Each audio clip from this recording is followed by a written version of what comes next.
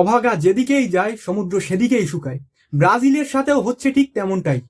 তাদের recent form একদমই ভালো যাচ্ছে না। তারা মরক্কোর সাথে 1-1 গোলে ড্র করেছে, আর তার মধ্যেই আবার সেই 2014 সালে সেই ভয়ানক স্মৃতিটা তাদের মনে করিয়ে দেওয়া হলো। এবং এটা কারা করেছে? কারাই বা করবে? জার্মানি। আবার তারা 7-1 গোলের জয় পেয়েছে। 2014 সালে ব্রাজিলের বিপক্ষে পেয়েছিল, এখন আবার তারা ছোটখাটো একটা দলের বিপক্ষে পেয়েছে। এটা কোনো কথা? এই ভয়ঙ্কর স্মৃতি আবার কেন তাদেরকে মনে করিয়ে দেওয়া হলো? তাদের তো এখন বর্তমান সময় এমনিতেই অনেক খারাপ যাচ্ছে। এই খারাপ সময়ের ভিতরে যদি এভাবে কাটা গায়ে লবণের ছিটা দেওয়া হয়, তাহলে ব্রাজিল ফ্যানরা এটা কিভাবে নিবে?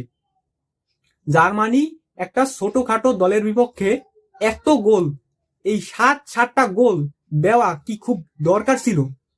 দিয়েছে তো 7টা গোল, তারপর আবার নিজেরাও একটা কনসিড করেছে।